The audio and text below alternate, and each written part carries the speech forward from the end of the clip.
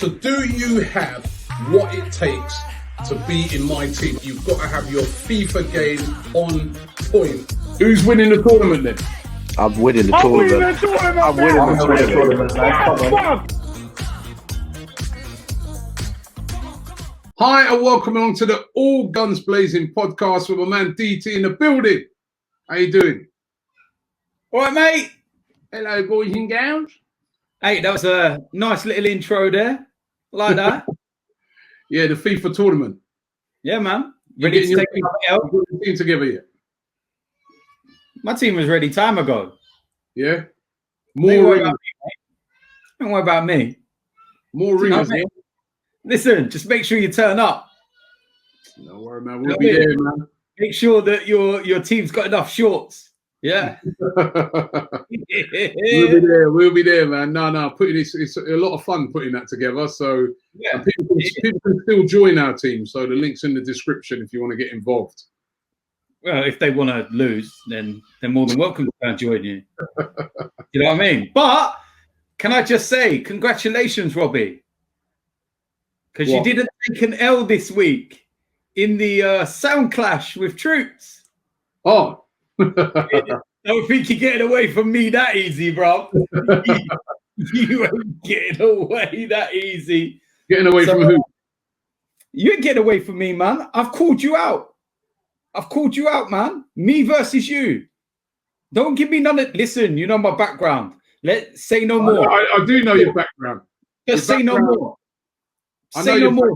Don't talk. Just accept the challenge. Listen and house music. All right, we'll see. Yeah. Do you like the challenge? Come. Stop talking. Wait a minute. No. We want to get on with the podcast, yeah? Wait. And we don't want everyone in the comments saying skip to X, Y, and Z to get to... Just accept the challenge. Don Robbie, Mr. DT, Sound Clash. I don't play pop music. Move yourself, man. I don't play house music. Come on. Yeah. I guarantee. What? Troop says, I'm not in the Barbie girl. Okay, cool. Cool.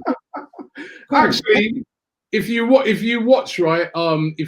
the show that I did with him, right?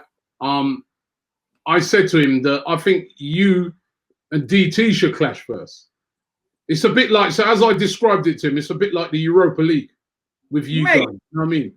So like the early round. So you two clash to see if you can take on the big man then. So you two go and clash. Big man. You're not big man. No, man.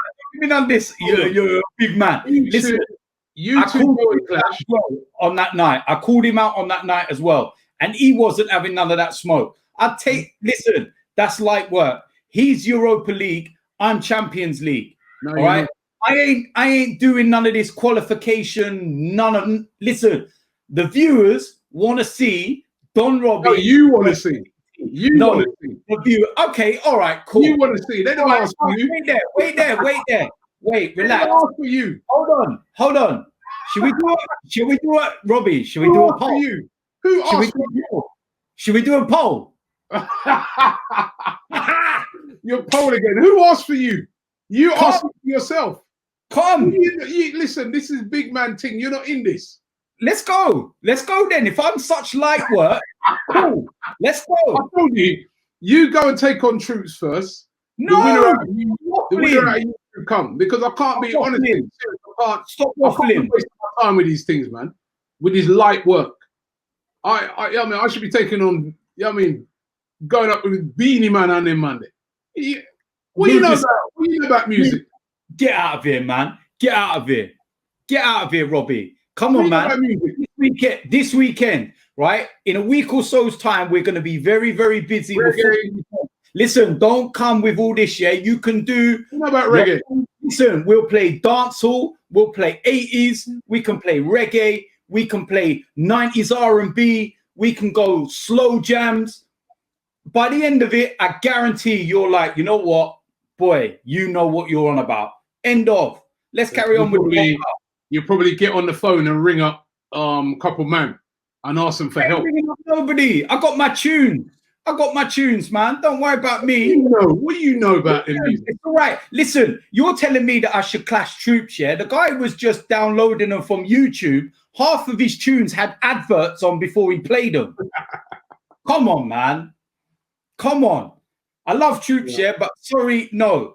Let's do it, man. The people want to see it. You want to see it. Let's have it. I'm going to hand you another man. I don't know if I'm going to waste my night again.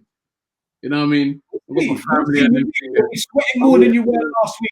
I see you there with your beer mat, wiping your brow and stuff. All right, cool. Wasting up my thing with light work. You know what I mean? All right, and you'll be even easier. But you don't know about the music. Well, you know. All right. I know you play like you DJ like house music. You play a bit of pop music in the clubs and that. I know you do that, but this is not. This is not that. Robbie, I move with the times. Okay, I play all across the board now. It doesn't mean that's where I started. If you want me to, I can go and pull out a pair of 1210s and I'll go vinyl. Really, don't bother me. I'll pull out 7s, 12s, dub plates, labels, the lot. Let's do it. Yeah, come on. All right, cool. Let's get on with the podcast and we'll let the viewers vote. I can't wait to get back in the office to you, man. I'm serious. I can't wait. You get destroyed. Anyway, by the way, did you do the Blackout Tuesday? Did you see all that stuff?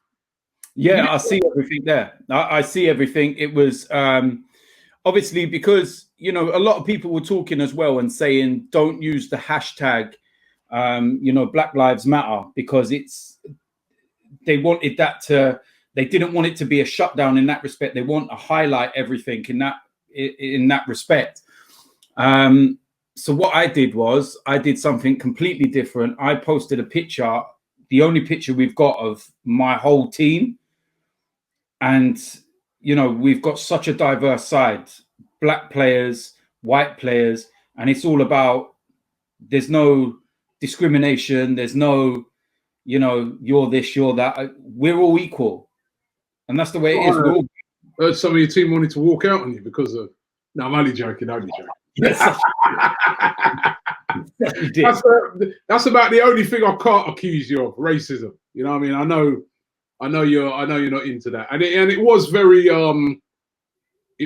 poignant this week. You know what I mean? Like all of the footballers getting involved in it. Loads of people like, on social media. It was really good. And I just hope that it's not just a branding exercise or people didn't just do it to look good, you know.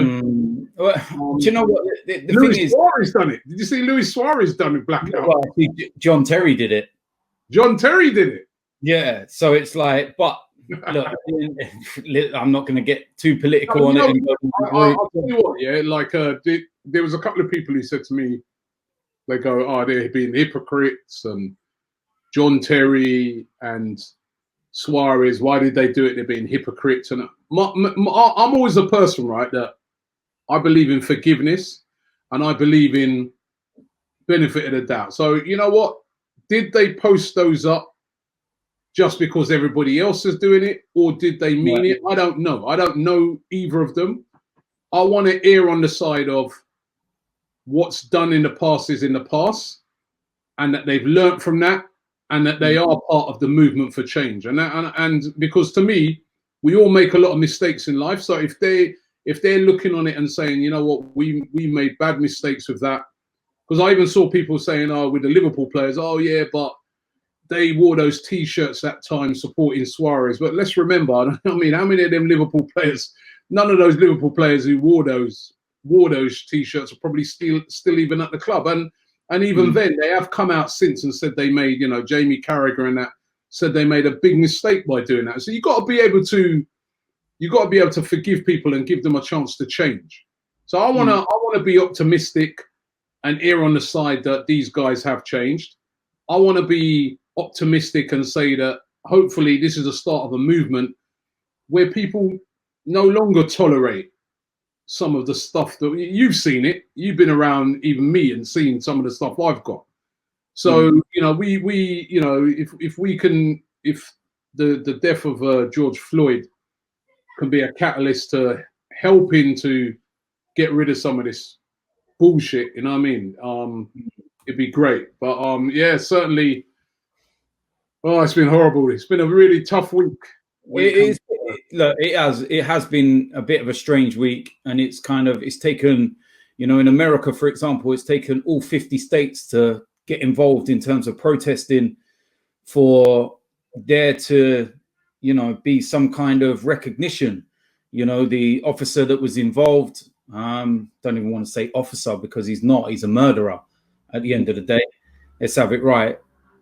Do you know what I mean? It's down to second degree. I see a lot of people saying that they want first degree and everything. And what I'll say to that is that, you know, you're never going to get first degree murder on it because it has to be premeditated in that respect. But, you know, he's going to spend a long, long time in prison. And I know that doesn't bring George Floyd back, but you hope that this was something that was the straw that broke the camel's back, so to speak, because we've seen it before, not just in America, all around the world of, you know, stuff that happens with the police and authorities and people that abuse their power and stuff like that. And it's very easily forgotten. Everyone kind of forgets very quickly and everyone goes back to normal life. And then something happens again and it all comes up. What you hope now is that it doesn't go away, that it doesn't just get swept under the carpet, and that nobody goes quiet for a few months and then there's an incident, you know, because the scary bit about this is that if we were not living in the world we live in now with mobile phones and the technology we have, then none of us would probably know about what happened to George Floyd. Yeah. None of us would probably, you know, never even see it. Wouldn't even be on the news. The officers would probably still be patrolling the streets now. Do you know what I mean? So that's one thing about modern technology. It's kind of gave people that, you know, being able to show what goes on. But also on the flip side of that, I feel that we got to be careful as well, because there's so many things that are being shared now where it's not even, I'm not on about racist incidents. I'm on about just incidents in general where it just seems like we're just trying to get a reaction into everything that goes on in the world. You know, there could be someone jumps a red light, for example, and has an argument in a car. It's going to be filmed and it's like, oh, look at the way this person spoke to me. How did, you know what I mean? So it's kind of, we've got to make sure that we get balance and, you know, this, but this, you know, it's crazy, man, because you see what's going on around the world and I see what's happening in London. And I spoke to friends of mine and, you know, people who know me. Like, I've got two nephews that are black. My niece is black. I've been around black friends all my life. And it's like, I don't suppose it's because I've been around the environment all my life. I've never noticed it, but I've never really opened my eyes to what goes on around the world. I don't really see it because I live in a world where I physically haven't seen it or I don't witness it. I don't really think it goes on. Do you get what I mean? So what this does is kind of broaden my mind that it does happen and that it does go on around the world. And I've got friends that I've spoke to and they've said, yeah, it's happened to me before. And there was this incident. And I'm like, I've never heard that. I've never heard you say that. Or because it happens.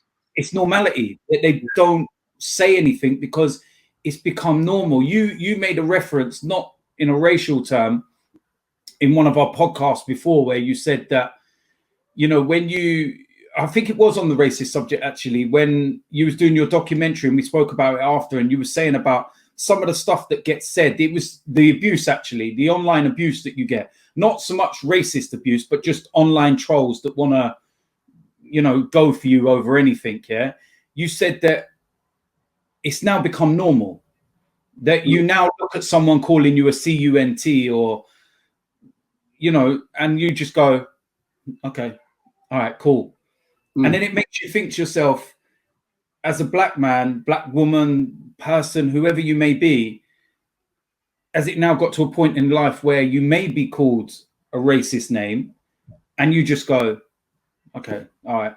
Yeah, in the documentary, it was in the documentary I did, I made that point. And That's what I was saying. That's one of the worst things, right? And this is where this whole George Floyd thing has brought it to the fore again. And I was saying it in the documentary that I made. I can guarantee you, like if we play, when we play Man City, say we beat them, right? But say we beat them, yeah. And I was to go in and I put a couple tweets out that kind of really turned the screw on City fans and took the piss. I can guarantee you there'll be a couple. It will only be a couple because we all know the vast majority of fans are decent people. There'll be a couple of little racist trolls will jump out and they'll say something racist. I can guarantee it. Right. So, and it's happened so many times now to me. That's what I said. It's like, it just becomes normal. You're just like, yeah, but that's the worst thing. And that's the good thing about what's happened with this George Floyd thing. Because for me, this whole racism issue goes beyond just police brutality. There's racism in all levels, right?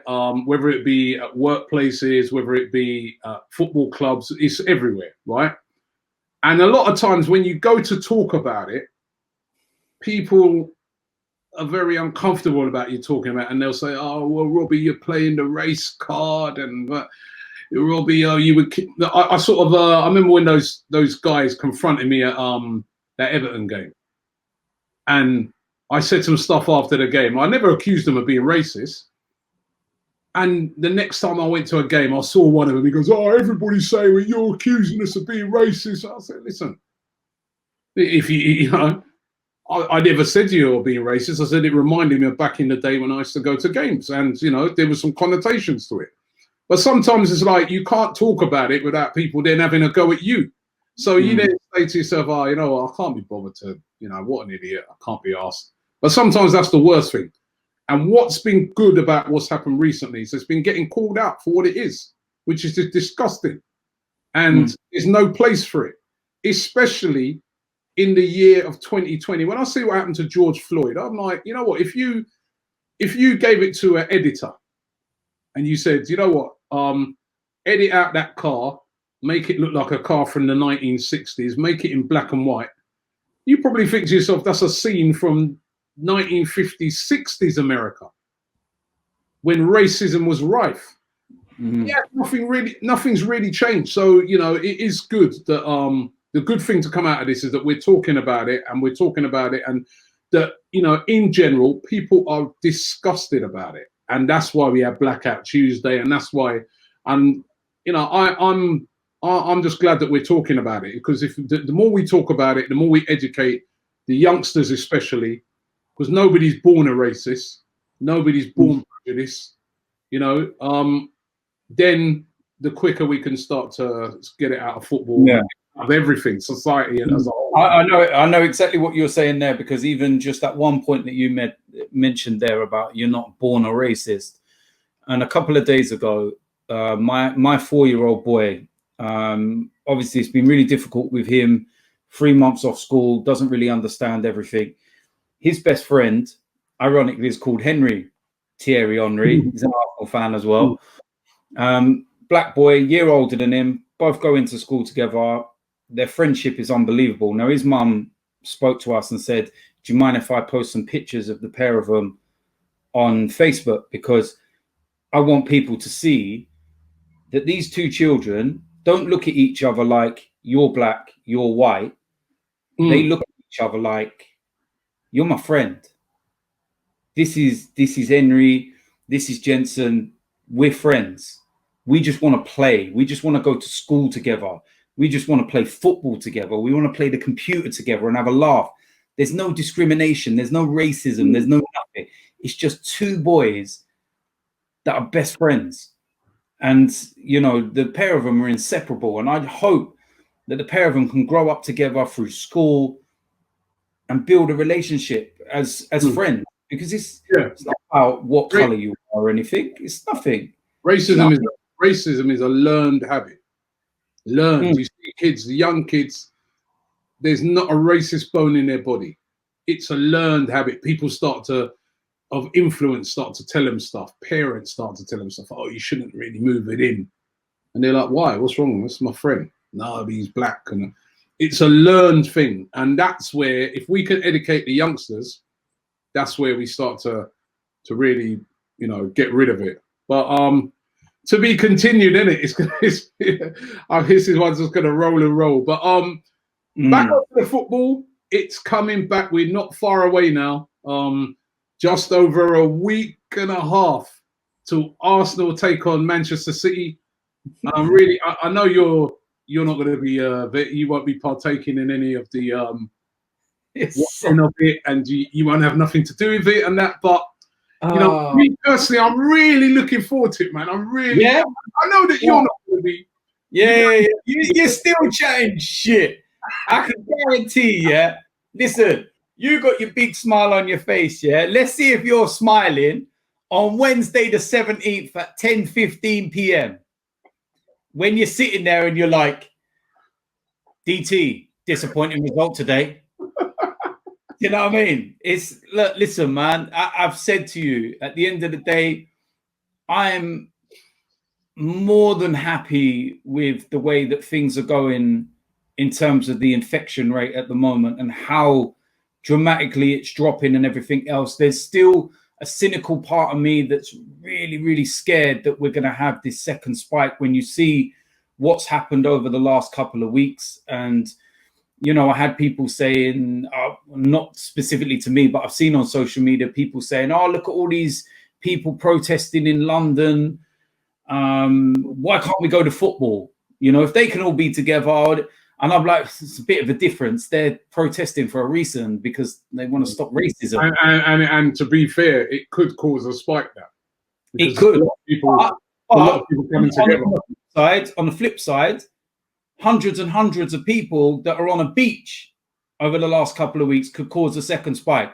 Yeah. And I'll tell you one thing that I noticed in all of those pictures, I didn't really see any black people there.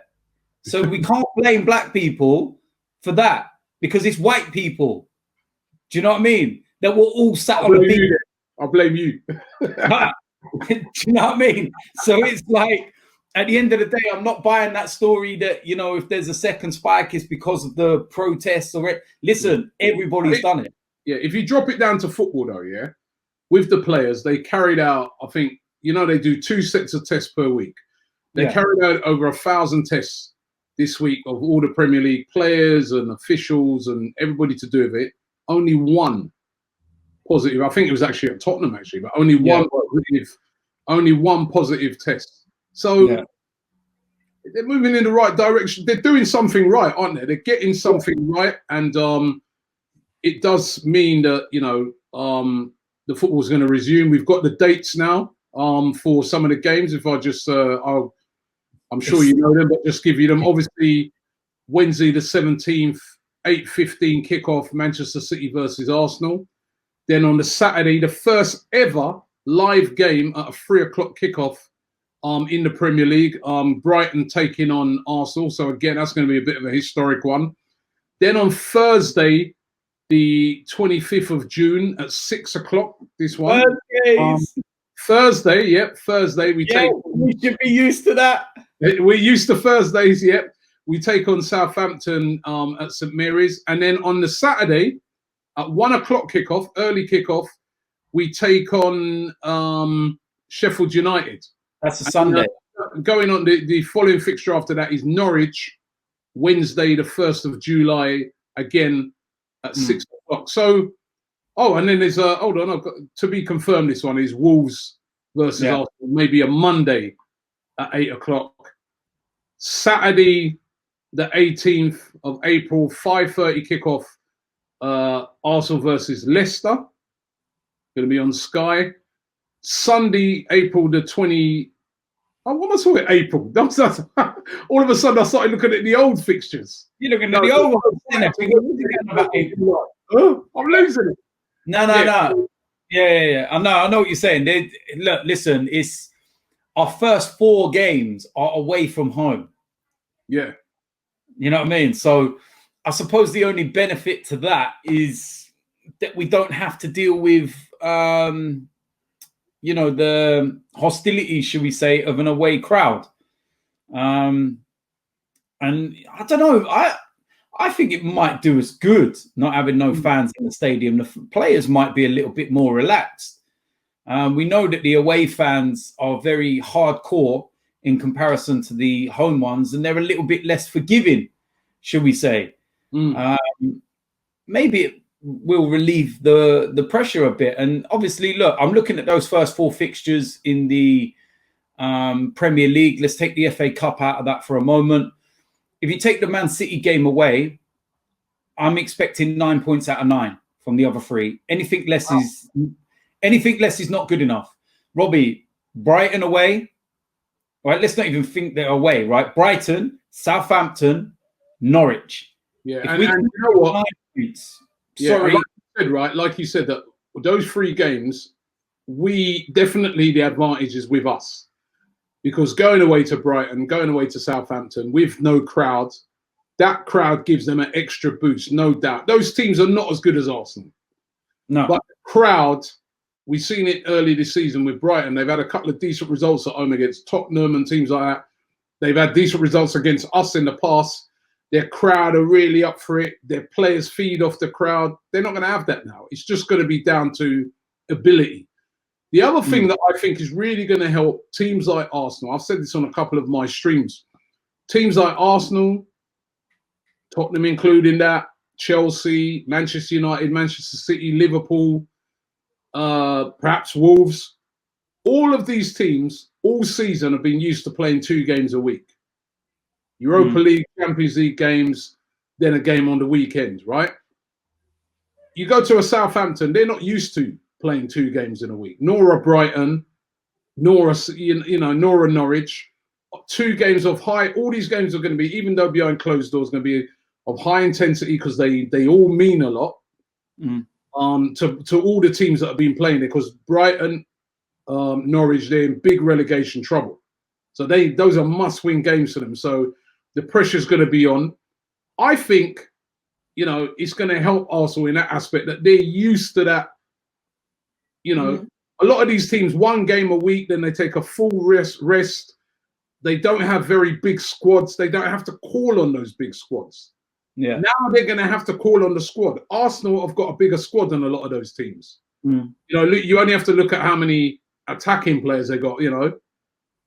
They can throw in a Martinelli. They got Saka. I was saying to troops in the Bias show that Arsenal could conceivably, if they were chasing a game, because you're now going to also be able to have 5 substitutes, could conceivably have up front, Aubameyang, Lacazette, Martinelli, Saka, and Pepe, chasing it all, going guns through it. You even think you've got Eddie and Nketiah as well. Eddie as well, yeah. So, a lot of teams, a lot of those smaller teams, they don't have that. I really do think it's going to be an advantage to the bigger teams that are used to playing in European football, because they're used to that grind of 2 intense games in 1 week. Yeah. I don't know what you think about that, but I'm thinking it's an advantage. It's a good point, and it's also, the teams that do play in Europe are accustomed to being able to rotate and know about rotating, changing the squad in midweek for a game that comes up on the weekend. And I also feel that we're going to go into the game against Brighton in better shape than what Brighton will be, because playing against Manchester City a few days before. Now, I know that clubs have been told they can have warm-up games against other teams and whatever. It's not going to be the same as a Premier League game. No. So us getting 90 minutes under our belt against Manchester City, despite what the result might be, will be good, because we got 90 minutes in our legs. And we will go into that, with those minutes. And it's so important. And, let's just say we did get a positive result at Manchester City. Can you imagine what that would actually do going into the Brighton game? The players would be buzzing. They'd be like, want to play. And because these games are coming so thick and fast, it can work either way, because if you not get off to the best start, you start losing, you could think, Jesus Christ, I need to be back in lockdown. Or you could get yourself going and thinking, oh, this is all right, and we've got some momentum here. And, I've looked at some of the other fixtures as well. And I know it's, we should always look in front of us, but I'd like to see what teams in and around us are going to be doing as well. You know, Manchester United's first game back is away at Tottenham. You know, and if that was Manchester United away against Tottenham before lockdown, I'd have said Man United would have won that quite comfortably. There was, you know, the injuries that Tottenham had, no Harry Kane, Son and everything else. Now, 3 months later, Harry Kane's going to be back. I think Son's back. They might not be as depleted as they once were. Yeah. So in that respect, you know, and on the flip side, as well, Manchester United would have the likes of Pogba back. So that now becomes a very, very interesting game. And so there's a lot of matchups there, man. There's a lot of tough games still to play. And we're at the business end of the season. So there's no real, you know, at the start of every season, when you come out of pre-season, you always kind of build up slowly in the first 3-4 games. You can't do that now. You can't build up after 3-4 games, because if you take 3-4 games to get your momentum, you could be out of a European place. You could be in the relegation zone. You could completely mess up the remainder of the season, you know. And I've said we've got two options for me. We either go full steam ahead and we go and get that Champions League place, or I don't want us to be in Europe at all. For me, two options. I don't want to be in the Europa League. It was fun in the first year, Robbie. It was so nice. Even, you know, the adventures, we can all laugh about the stories of me having to do all these mad drives from Lithuania to Latvia and then get a plane to Belarus and end up in Russia and all this kind of madness. Yeah, it's great. It was fun.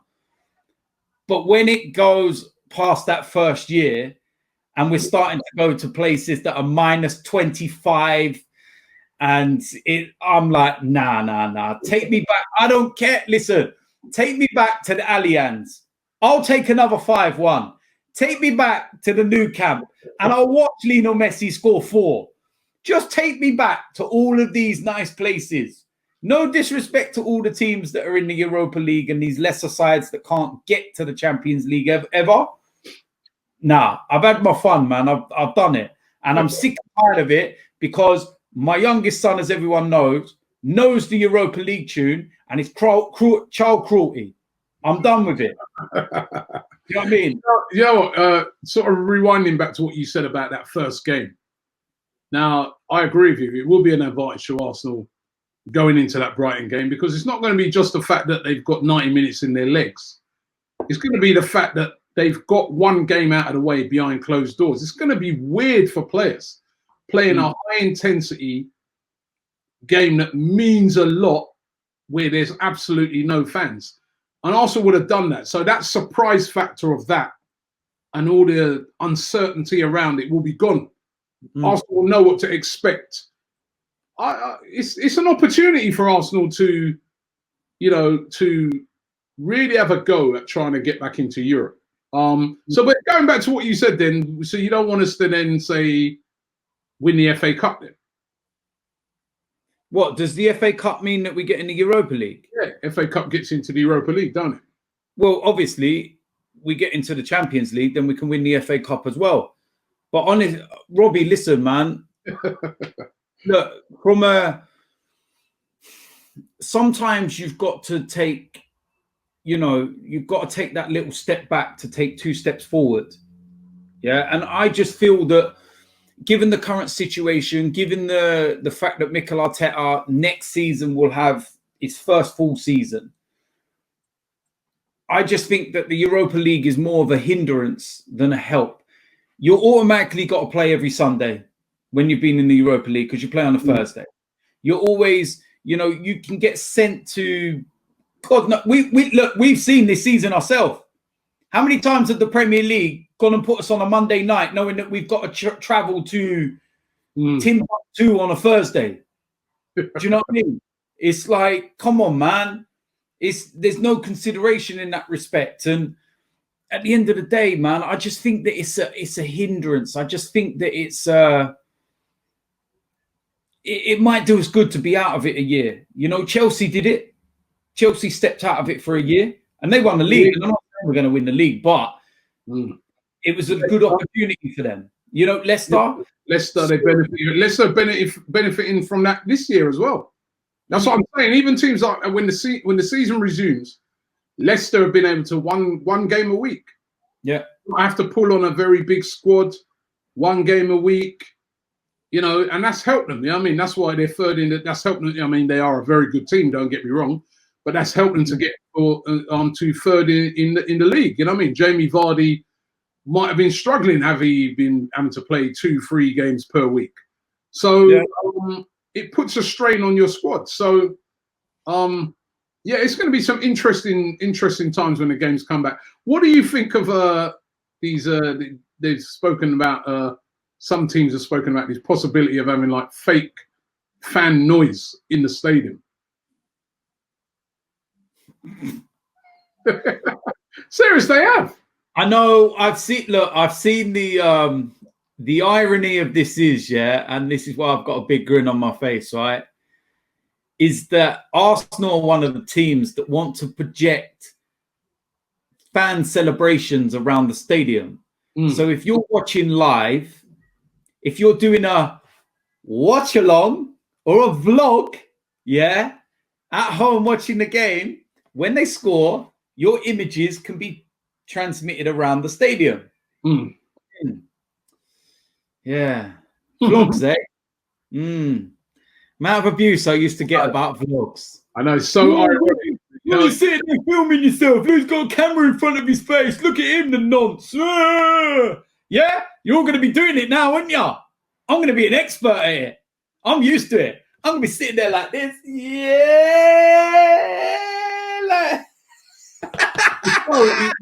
You're right. It is so ironic, isn't it? There's some of the things that they're looking to do. I don't know, when you have those screens though, and you've got like 1 million people on it, it just look like little dots, and they're all going, "What's that gonna do?"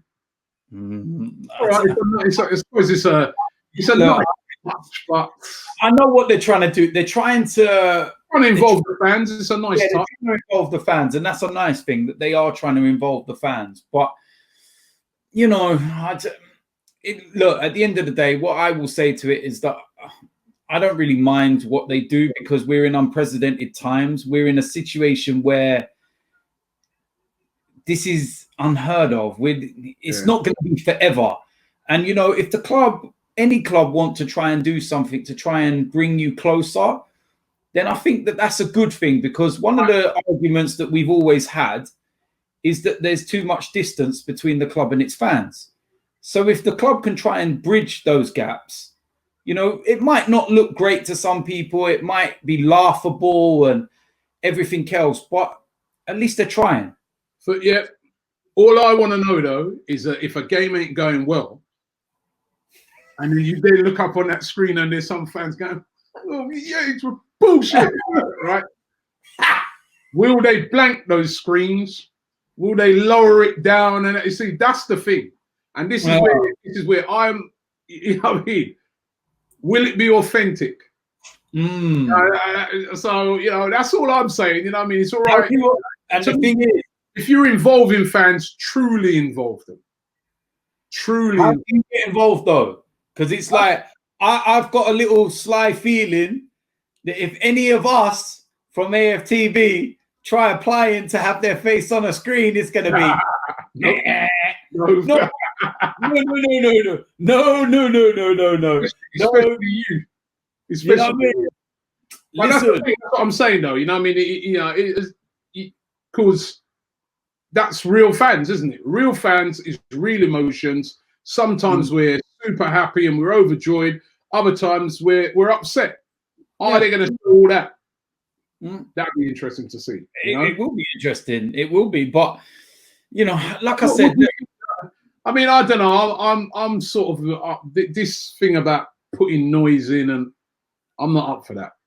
Do you know what? The only thing that do you know what? The only thing I will say, Robbie, is that maybe with some kind of atmosphere in the stadium, it might be a bit easier to watch from home. Because, I mean, listen, maybe I shouldn't I shouldn't dismiss it. I should I'd like to see what it would look like. I'd like to see, well, not even look like. I know what it's going to look like because I've seen them bank of it. There's so many people in it. You won't be able to really see it. But what would it sound like is more what I think I'd like to. You know, how would they? Because they couldn't use the speakers that they seem to use at the Emirates right now. If they use that little tin pot system that they seem to have there, that when they make an announcement or when they're doing halftime stuff, so you can hardly ever hear it. That's a waste of time. If they brought a system where it makes it really loud and I don't know, maybe. And if it's real voices of people actually watching it, maybe that's a thing. Do you know why that is though? The volume Emirates. It's because of the residents. Yeah, but so you're still going to have that, aren't you? You're still going to have residents. They'd have to restrict the volume of it. So, you know, I mean.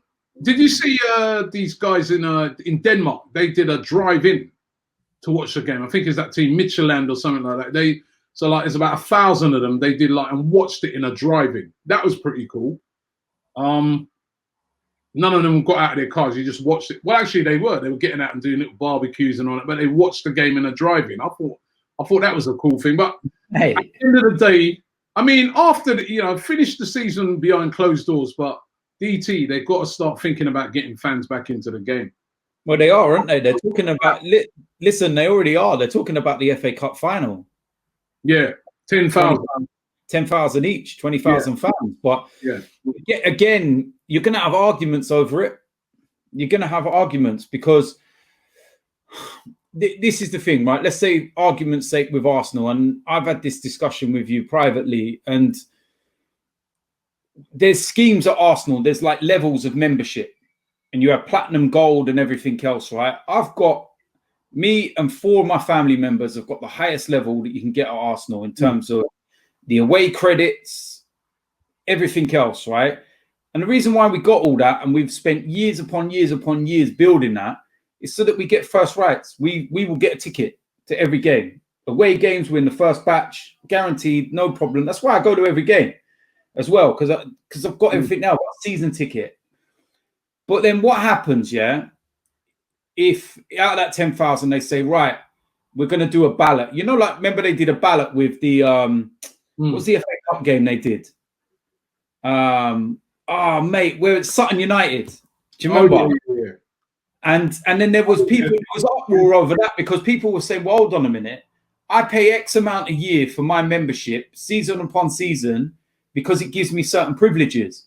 But yet somebody who might only be a silver or a red member and doesn't pay even half of what I do and have the privileges that I do could get picked over me, and they don't even go to every game. I go home and away abroad or whatever.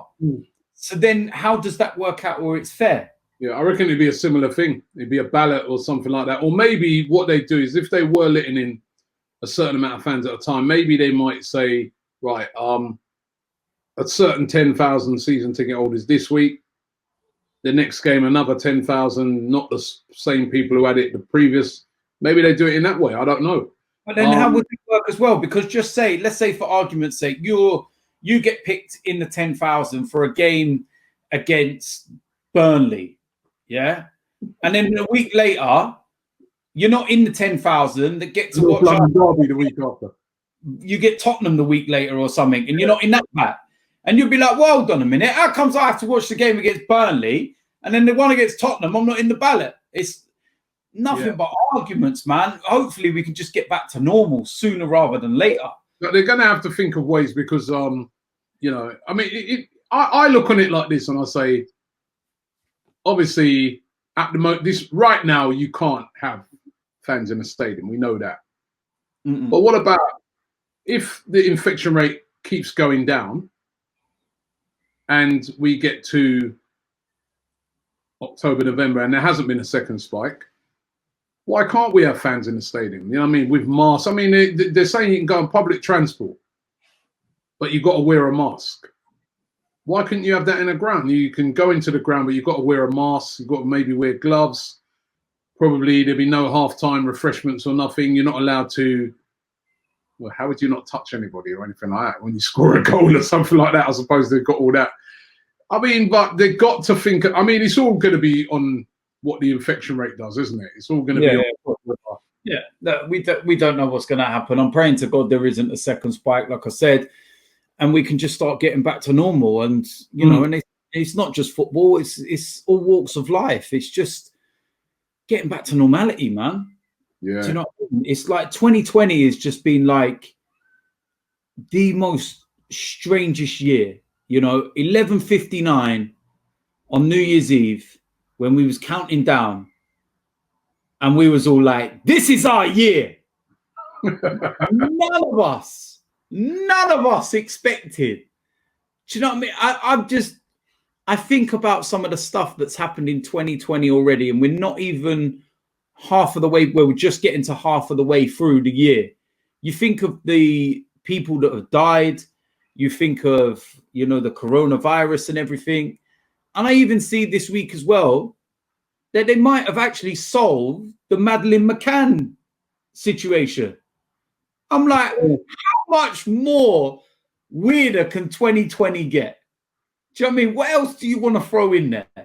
Yes. Well, you got still got the elections to come in America. Oh, mate, listen, don't. Oh, mate, God, George Floyd thing. It's been amazing. It's been crazy. It's been crazy. This 2020 will go on record as being one of the most unbelievable years. Like, what's going to happen in the next 6 months that's not happened already? You know, mate, it's wow. It's crazy when you think about it. And we're living through this. And it's, the world's a mad place right now. And I just want it to go back to normal, man. Just some sense of normality where we can just go about our lives, man, and be normal. Well, before we go, are you worried about Chelsea and what they're doing? You know, they signed Ziyech already. Now they're getting Werner. They're going to be serious next season, aren't they? I mean, are you worried that we if we don't start getting our act together, we're going to get left behind by these teams? I'm not one of these people that's going to react to what Chelsea are doing because I was already expecting it. All right. Chelsea are only doing what Liverpool done. All right. Liverpool sold a big player, got ridiculous amounts of money, and were able to spend it to rebuild and strengthen in the areas that they needed to strengthen. Chelsea sold Eden Hazard and they also sold Morata. They then had a transfer ban and couldn't spend the money. So I knew that the moment that ban was over, they were going to spend some money. I weren't listening to none of this rubbish about their youth policy and how Tammy Abrahams is going to be the next Drogba and all that. Tammy Abrahams is going to be very, very quickly forgotten about with Timo Werner coming in. All right. So it was always going to happen. Chelsea are simply spending the money they raised from Eden Hazard and Morata. All right. That's over 150 odd million pounds. We knew it was going to happen. I've seen today that they're also near to signing Chilwell from Leicester. You know, I knew it was going to happen.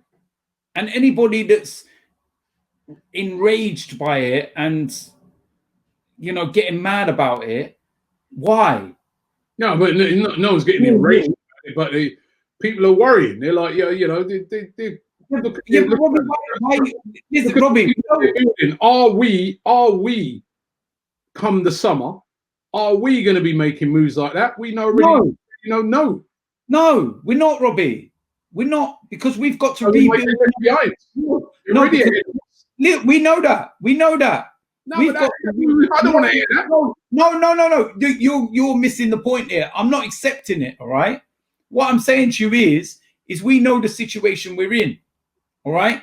We could have gone down that route of Liverpool and Chelsea right now if we would have actually tied our best players to proper contracts so that when someone does come in and they do want to leave, we can get top money, like Alexis Sanchez, for example. Yeah, we could have got 70, 80 million pounds with a year left on his contract.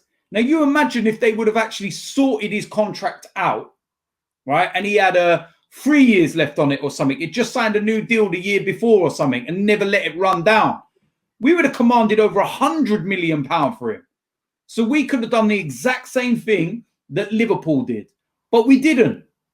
And we put ourselves in this mess. We've got players on ridiculous wages. We know this. It's going to take a few years to shift out the deadwood and bring in fresh blood. We're going to fall far behind them, you're saying? I think we've been falling far behind for the last few years. Look at the, Man United are talking about bringing in Jadon Sancho, right? They brought in that Bruno Fernandes. These guys, Ziyech and, Timo Werner. Liverpool are looking to sign. They didn't really sign nobody last season. Manchester City will react. We know that. Newcastle are coming on the scene with loads of money. Leicester are getting ambitious. Mm-hmm. Worrying times. Robbie, I know what you're saying. I bring it back to an interview that I did with you at Manchester City. And I keep saying this. In that interview, it was the game we lost 3-1 when Lacazette scored in. And I turned around and said to you, we're a top 8 team. And you looked at me like funny. And I said, we're a top 8 team. And I said, because the ambition in this club, there's none. And I said, and we need a complete overhaul. We need a complete clear out. And we need to rebuild. But it's not going to happen overnight. I understand that. We're not going to be able to get rid of half of the players on the wages that they're on. If you're in a job, Robbie, you might not, be doing everything within your job. You might not get on with everyone there. It might not be going that great. And someone says to you, I'll give you the same job, but you know what? You're not going to get the wages you're on now. You'll be like, no, you're all right, mate. I'll stay where I am, thanks. Sorry. That's the problem we put ourselves in. We've got players that are on huge wages. And the only club that are dumb enough to pay those wages were Arsenal. So it's going to take a few years to get rid of those players, to rebuild and start all over again. And I said that. We're 5-6 years behind. I said it in the same interview. I said we're 5-6 years behind. And that's the mess we're in. In the next year, I'm really going to start to look forward to what we do. Because in a year's time, we lose a lot of those big wage players off the wage bill. Maybe you never know. Maybe we could get a cash injection in the summer. What? Who from? From who? You? Oh boy. What are you going to do? Sell one of your islands and buy Arsenal? Come on, man. Let's be real about it. At the end of the day, look, Robbie, I've told you this, yeah? This is why when people say to me, you're not as angry and everything no more. And I said, it's not about being as angry as I used to be. It's because I'm looking at the overall picture and I'm understanding it. And I realized that this mess started from when Arsene Wenger was manager. It's a mess, yeah? It's a mess, but I want to see, we can't allow ourselves to fall too far behind. No. To me, as I always say, this is when leadership comes in, right? Even now when they're saying that, you're going to be allowed to spend a bit more money beyond the financial fair play, we should be getting a cash injection to help us through this period. Because right now, if not, when you see what Chelsea are doing, and they're already a better team than us, they're higher than us in the league, and then they're strengthening in that way. United are strengthening, but everyone's gone through the same pandemic. And they're strengthening, and we're talking about we ain't going to do nothing. We cannot afford to fall too far behind. I understand. You're right about the wages. You're right about it's going to take time. But in the meantime, it needs shoring up. I understand. I get all that. I get all that, Robbie. But also on the flip side as well, is that I'm not looking at signing. Yes, it's all great. And we'd love to make those signings as well. But at the same time, it doesn't guarantee success. It doesn't. Right? But you're not going to tell me that, say, a Thomas Partey, for instance, wouldn't be a really positive signing. Of course. We know that. We know that. Listen, I know that. I understand that. But what I'm saying to you is that when you mention teams like Manchester United, for example, since Sir Alex Ferguson left Manchester United, we're going towards the 7th season since he's left, right? They finished above us once in the league. And they spent and spent and spent and never got it right. True. So, it's not all about money, but at least that, you know, at least you like to see that they're trying. No, they're trying, and they're going to get it right eventually because they're trying. But this is why last summer we were all happy as fans, because we saw that they were trying. We saw that they went out of their way to do something. Now, at the moment, everything we say is hearsay. We don't know what the situation is. You know, for all we know, there might be a cash injection. There might be a little something. We don't know. We don't. But, you know, and the other thing is as well, I see there's people connected at the club who, you know, I've heard say that this new offer for Aubameyang is genuine. You know, you've got to look at that as well. And I'm looking at it and saying to myself that I hope Aubameyang has questioned Arsenal's you know, future plans before he commits himself. He said, I want you to show me your ambition. Show me what you're going to do in this window. Yeah, because players have done it before and they haven't liked what they've heard and they've gone. So we got hope that he's questioned the club's ambition, and the club have said to Aubameyang, here's the contract, here's what we're going to do. And he's gone, and he can go, okay, right, I want to be a part of this. So, you know what I mean? Only time will tell. None of us actually know at the moment. And I think also, we do also need to remember that we've not completed the season at the moment. And I think we need to see where we are at the end of this season, because the difference, if we got Champions League football, for example, you open up a massive door, huge door, because automatically players are like, yeah, I want to go in the Champions League. It's a Champions League club. Okay. You open so many if you don't get it. And if you don't get it, and then your owner's saying, boy, I haven't got nothing to spend, you fall further behind. And that's what worries me. So I mean, listen, we really got to make a big push for that Champions League, but also we have to. It may involve the owner putting some dough in, because you know you see the moves that teams like Chelsea are making. It is worrying. These are big moves for big players. That's going to improve them a lot. Yeah, I know what you're saying. Money doesn't always buy success, but in a lot of cases it does. So we got to get our act together.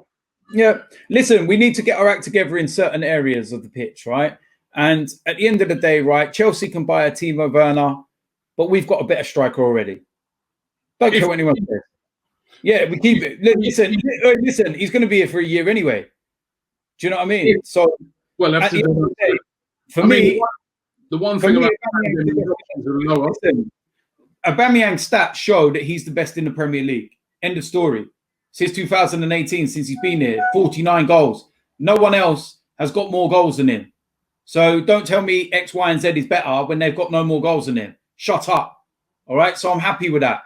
Nicolas Pepe, yeah, this guy has just come to England, played under 3 managers, and he's still got more than 14 goal contributions in his first season, part of a season. Watch when that guy clicks. I've got no issues at all. Then we've got such promising youngsters like a Martinelli, like a Saka. There's a couple of areas. So we don't need wholesale rebuild in terms of, you know, we need this player, that player.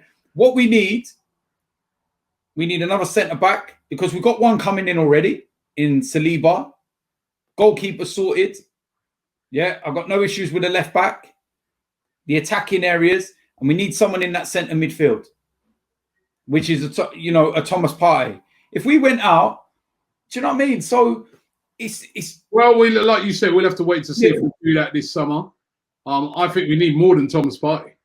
Oh, we need more than him. I'm not saying we don't. It's just him. I'm saying we need more. Yeah. You know, for me, we need someone that's gonna play in that Mesut Ozil role. Because whether it's not going to happen now, because we already know Mesut Ozil's not going to leave now. It's not going to happen. He's going to see down his final year of his contract. Just deal with it. But in a year's time, why not have that person now?